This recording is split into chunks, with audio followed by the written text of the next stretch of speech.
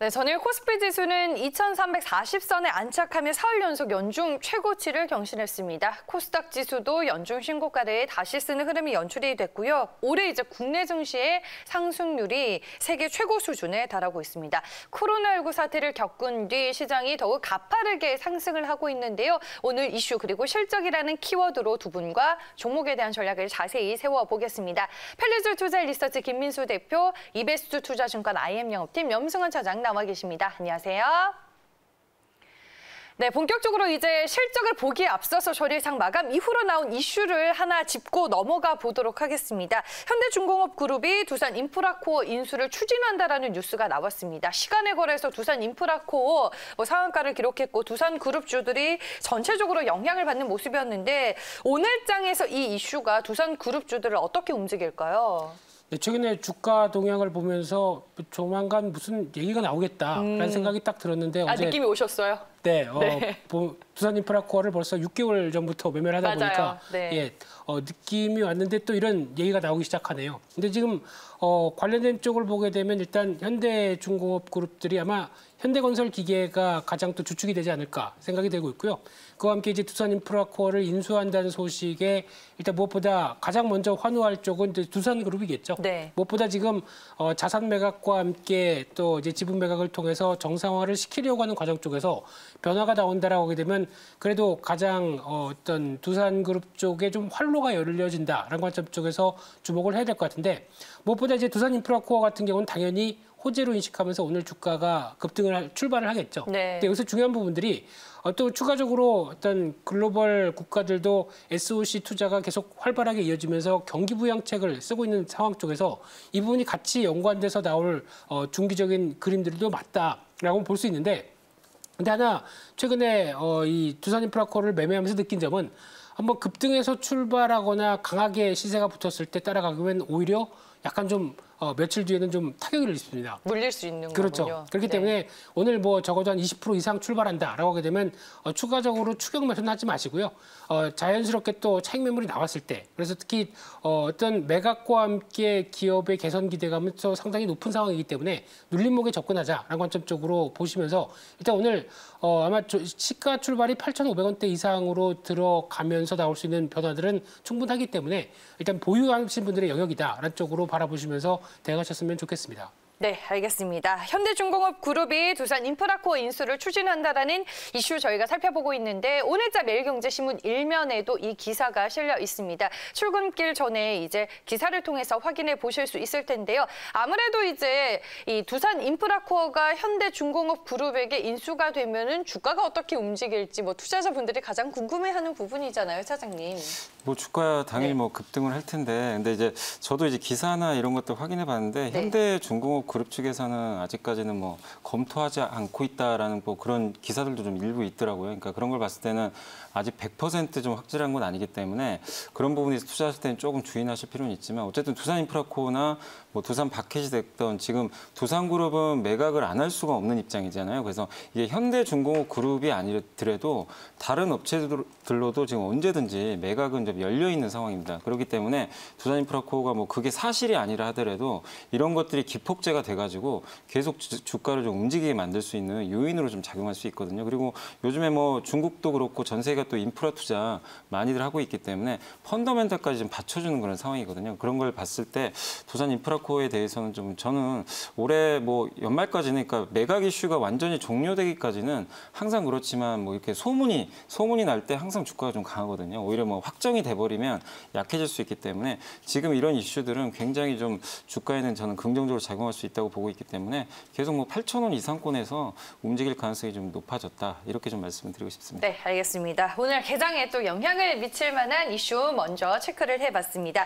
이제 실적을 키워드로 종목에 대한 자세한 전략을 세워보겠습니다. 오늘 이제 LG U+가 오전 10시 2분기 실적을 발표할 예정입니다. 실적 예상치를 보시면요. 매출액은 3조 3,692억 원으로 전년 대비 5%가량 증가 예상이 되고요. 영업이익은 전년 대비 42% 급증한 2,120억 원으로 추정이 되고 있습니다.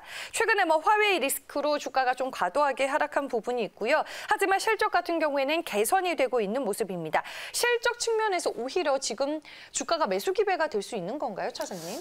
저는 좀 반대로 생각하고요. 그러니까 네. 실적 좋은 거는 이미 다 알려졌던 내용들이고, 그러니까 LG유플러스가 그 전에 또 다른 이게 SK텔레콤이나 KT보다 주가가 5월, 4월에 많이 갔던 게 이제 실적에 대한 기대감 때문이거든요. 근데 그거 어느 정도 선반영된 상태고, 물론 실적만 그냥 놓고 봤을 때는 3사 중에서 또 가장 매력이 좀 높다고 좀 보여지지만, 아시겠지만 화웨이 장비 교체 리스크가 지금 너무나 크잖아요. 뭐 로버트 스트레이어 그 미국 국무부 부차관보가 분명히 언급을 한 것처럼 지금 LG가 지금 이제 화웨이 장비를 쓰고 있기 때문에 다른 업체로 좀 옮겨라고 어쨌든 이제 권유를 한 거죠. 근데 LG그룹 입장에서 이게 참 어려운 게 이 장비를 교체하는 게 그냥 말처럼 갑자기 뭐 화웨이 장비 없애고 삼성전자 장비를 쓰고 누가 뭐 돈 대줘서 할 것도 아니고 LG그룹이 다 해야 되는데, 그렇게 보면 이게 언론 보도로 보니까 뭐 수조 원대에 달할 수도 있다. 이게 모든 것들을 다 이 비용을 커버리지 하려면, 그러면 지금 LG유플러스 입장에서는 이거 정말 난감한 상황이거든요. 근데 또 안 할 수도 없는 게 또 미국의 그런 이제 입장이 좀 나오다 보니까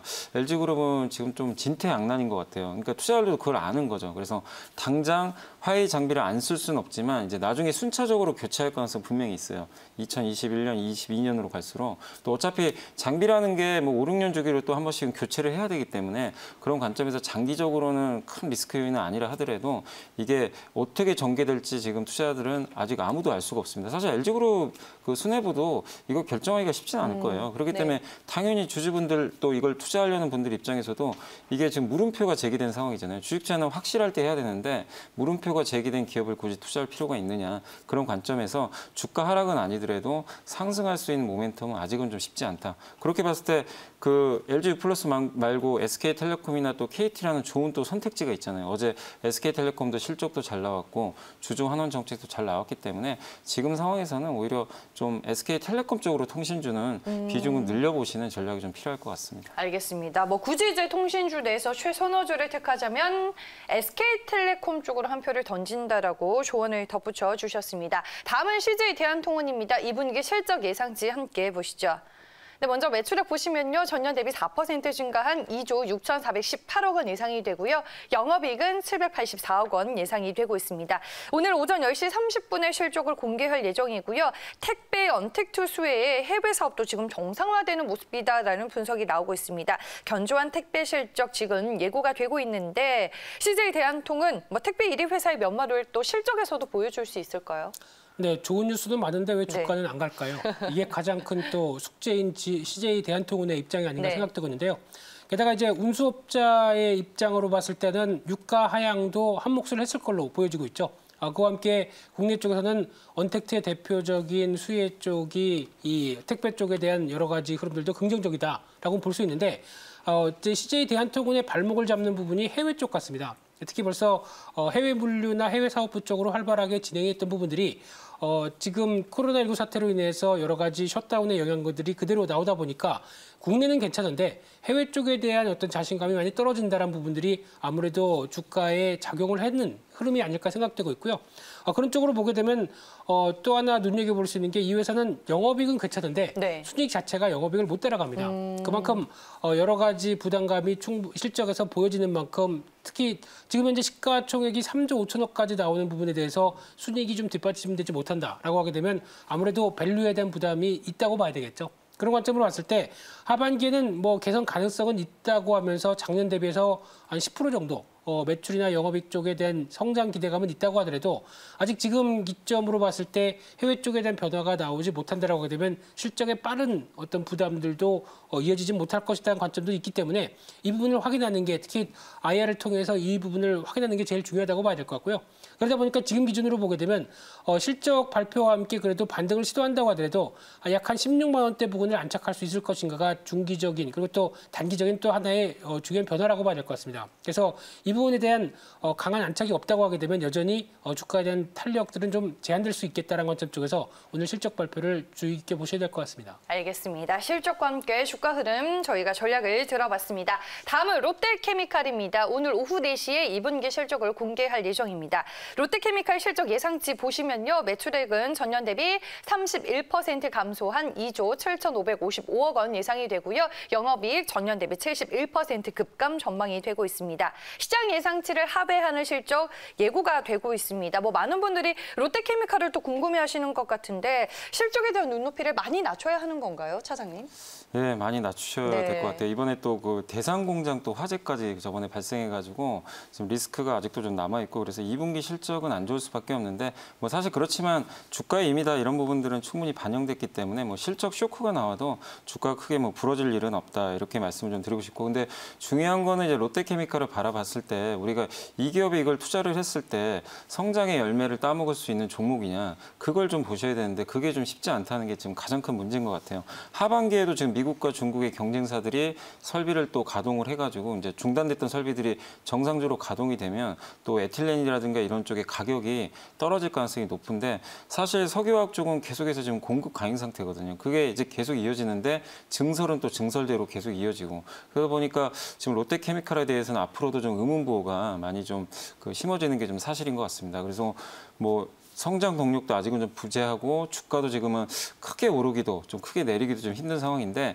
어쨌든 지금 시장 자체는 어제 보니까 약간 그래도 경기 민감 섹터로는 약간씩 이제 자금들이 들어오더라고요. 그래서 그런 관점으로 보면은 주가가 일시적으로 좀 리바운딩을 할 수 있어서 한 20만 원까지도 갈 수는 있습니다. 그러나 장기적인 관점에서 아직은 좀 쉽지 않다 이렇게 좀 말씀드리고 싶고 제가 차트 보여드리면 이게 예전에 그러니까 이게 참 투자들의 선택이 좀 중요한 게 뭐냐면 LG화학과 비교를 많이 하잖아요. 근데 여기 이제 비교 차트가 있는데 그 롯데케미칼하고 이제 LG화학이 한때 거의 시총도 거의 똑같았어요. 비슷했고 그다음에 이익도 비슷했는데 이 검은색 선이 LG화학 그래프고 밑에가 롯데케미칼 거의 비슷해서 주가도 사실 유사했었죠. 그렇네요. 근데 지금 이렇게 격차가 벌어졌습니다. 이게 무슨 얘기냐면 사실 LG화학도 지금 어떻게 보면 오버밸류죠. 엄청나게 좀 고평가를 받고 있는 건데 전기차 배터리라는 성장 동력 엔진을 달아버리니까 인정을 해주는 거고 롯데케미칼은 그냥 앞이 아직도 깜깜한 거예요. 그러니까 이게 롯데케미칼도 M&A다 뭐다 이런 얘기들 많이 하는데 뭔가 LG화학처럼 차세대 성장 동력, 그러니까 확실한 뭔가 앞으로의 성장할 수 있는 뭔가를 좀 M&A를 하든지 뭐가 됐든지 간에